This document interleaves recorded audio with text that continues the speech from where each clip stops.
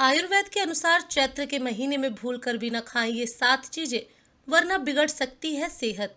भारत में ऋतुओं के अनुसार खान पान की परंपरा बहुत पुरानी है। आयुर्वेद में हर मौसम के लिए अलग अलग आहार और दिनचर्या बताई गई है, ताकि शरीर प्रकृति के साथ संतुलन बनाकर स्वस्थ रह सके। चैत्र का महीना हिंदू पंचांग के अनुसार नए वर्ष की शुरुआत माना जाता है। इस समय मौसम बदलने के कारण शरीर में कफ दोष बढ़ जाता है और पाचन शक्ति भी थोड़ी कमजोर हो जाती है। आयुर्वेद के अनुसार इस समय यदि गलत चीजें खाई जाएं तो शरीर में कई तरह की समस्याएं जैसे थकान, एलर्जी, सर्दी जुकाम, पेट खराब होना, त्वचा रोग और कमजोरी हो सकती है। इसलिए चैत्र महीने में खान पान पर विशेष ध्यान देना बहुत जरूरी होता है।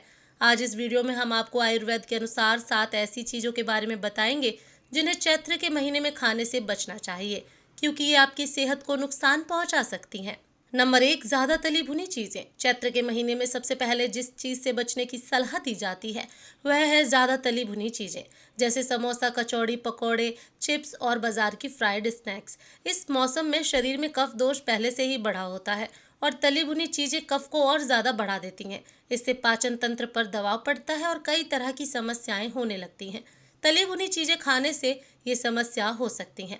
पेट में भारीपन, गैस और अपच, आलस और थकान, वजन बढ़ना, त्वचा पर दाने निकलना। आयुर्वेद के अनुसार इस समय हल्का और सुपाच्य भोजन करना सबसे अच्छा माना जाता है। इसलिए तली भुनी चीजों की जगह उबली या हल्की सब्जियां, दाल और फल खाना ज्यादा फायदेमंद होता है। नंबर 2, ज्यादा मीठी चीजें। चैत्र के महीने में ज्यादा मीठी चीजें खाने से भी बचना चाहिए, जैसे मिठाइयाँ, ज्यादा चीनी वाले पेय पदार्थ, केक, पेस्ट्री और मीठे स्नैक्स। आयुर्वेद के अनुसार मीठा स्वाद कफ दोष को बढ़ाता है। जब कफ ज्यादा बढ़ जाता है तो शरीर में सुस्ती, सर्दी जुकाम और एलर्जी जैसी समस्याएं होने लगती हैं। ज्यादा मीठा खाने से ये नुकसान हो सकते हैं। शरीर में सुस्ती और भारीपन, गले में कफ बनना, सर्दी जुकाम की समस्या, पाचन शक्ति कमजोर होना। इसलिए चैत्र के महीने में ज्यादा मीठा खाने से बचना चाहिए। यदि मीठा खाने का मन हो तो गुड़, शहद या फलों से मिलने वाली प्राकृतिक मिठास का सेवन सीमित मात्रा में करना बेहतर होता है। नंबर 3, बहुत ज्यादा ठंडी चीजें। मौसम बदलने के कारण कई लोग इस समय ठंडे पेय पदार्थ जैसे कोल्ड ड्रिंक, आइसक्रीम और फ्रीज का ठंडा पानी पीने लगते हैं। लेकिन आयुर्वेद के अनुसार चैत्र के महीने में बहुत ज्यादा ठंडी चीजों का सेवन नहीं करना चाहिए। ठंडी चीजें पाचन अग्नि को कमजोर कर देती हैं। इससे खाना सही तरीके से पच नहीं पाता और शरीर में कई तरह की समस्याएं शुरू हो सकती हैं। ठंडी चीजें ज्यादा खाने से गले में खराश हो सकती है, सर्दी जुकाम हो सकता है, पाचन संबंधी समस्या हो सकती है, पेट दर्द हो सकता है। इसलिए इस मौसम में बहुत ज्यादा ठंडी चीजों से बचें और सामान्य तापमान का पानी या हल्का गुनगुना पानी पीना ज्यादा अच्छा माना जाता है। नंबर 4, भारी और बहुत ज्यादा मसालेदार भोजन। चैत्र के महीने में बहुत ज्यादा मसालेदार और भारी भोजन करने से भी बचना चाहिए, जैसे बहुत ज्यादा मिर्च मसाले वाली सब्जियां, फास्ट फूड और होटल का खाना। ऐसा भोजन पाचन तंत्र को कमजोर कर देता है और शरीर में गर्मी और कफ दोनों को बढ़ा सकता है।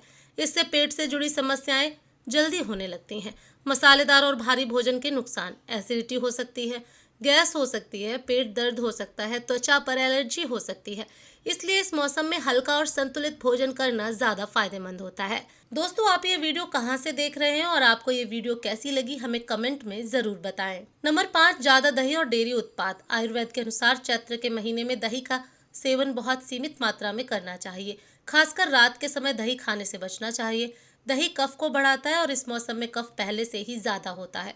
इसलिए यदि ज्यादा दही खाई जाए तो शरीर में कफ बढ़ सकता है। ज्यादा दही खाने से सर्दी जुकाम हो सकता है, गले में बलगम बन सकता है, एलर्जी हो सकती है, पाचन समस्या हो सकती है। यदि दही खाना हो तो दिन के समय थोड़ी मात्रा में खाएं और उसमें काली मिर्च या भुना जीरा मिलाकर खाना बेहतर माना जाता है। नंबर 6, बहुत ज्यादा नमकीन और पैक्ड फूड। आजकल बहुत से लोग पैकेट वाले स्नैक्स जैसे नमकीन, चिप्स और प्रोसेस्ड फूड का ज़्यादा सेवन करते हैं। लेकिन आयुर्वेद के अनुसार चैत्र के महीने में इन चीज़ों से बचना चाहिए। इनमें ज़्यादा नमक, तेल और केमिकल होते हैं जो शरीर को नुकसान पहुंचा सकते हैं। इनके ज़्यादा सेवन से शरीर में पानी की कमी, पाचन खराब होना, थकान और कमजोरी होना, वजन का बढ़ना। इसलिए कोशिश करें कि घर का ताज़ा और पौष्टिक भोजन ही खाएं। नंबर 7, बासी और दोबारा गर्म किया हुआ खाना। चैत्र के महीने में बासी भोजन खाने से भी बचना चाहिए। कई लोग समय बचाने के लिए रात का बचा हुआ खाना सुबह या सुबह का बचा हुआ खाना रात में खा लेते हैं। आयुर्वेद के अनुसार बासी भोजन में पोषक तत्व कम हो जाते हैं और उसमें हानिकारक बैक्टीरिया भी बन सकते हैं।